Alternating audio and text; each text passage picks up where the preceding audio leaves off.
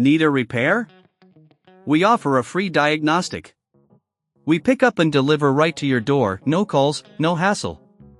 We send you an estimate before fixing anything, and only proceed if you approve it. Convenient, transparent, and professional. Link in bio/description. To begin, gather the necessary tools for this project. You will need a Torx T15 screwdriver, a flathead screwdriver, a pair of needle nose pliers, and a soft cloth for cleaning. Make sure you have a clean workspace and adequate lighting to help you see the components clearly. First, unplug your Dyson SV11 vacuum cleaner from the power source. This is a crucial step for safety. Next, remove the dustbin by pressing the release button and pulling it away from the vacuum. This will give you easier access to the motor housing. Using the Torx T15 screwdriver, remove the screws located at the base of the motor housing. There are usually 4 screws to take out, so keep them in a safe place. Once the screws are removed, gently pry open the motor housing using the flathead screwdriver. Be careful not to damage any of the clips that hold the housing together. With the motor housing opened, you will see the motor unit.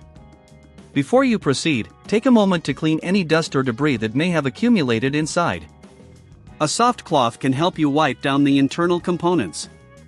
If you don't have the tools or prefer not to do this yourself, remember we offer pickup and delivery at your home for your convenience. Next, disconnect the wires attached to the motor. Make sure to note where each wire connects, as you'll need to reattach them later. You can use the needle nose pliers to gently pull the connectors off. Once the wires are free, remove the screws that hold the motor in place. After removing these screws, carefully lift the motor out of the housing. Now, take your new motor and insert it into the housing.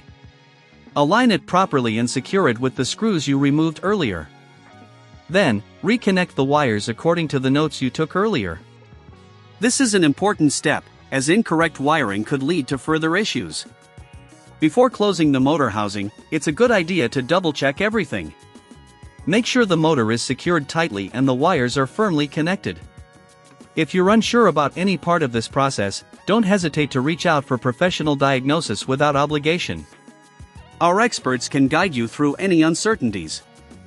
Once you're satisfied with the installation, close the motor housing by snapping it back together and replacing the screws at the base. Finally, reattach the dustbin and plug the vacuum back into the power source. Test your Dyson SV11 to ensure it's functioning correctly. If you encounter any issues, remember we provide a quote before repair so you know exactly what to expect. By following these steps, you should have successfully replaced the motor in your Dyson SV11 vacuum cleaner.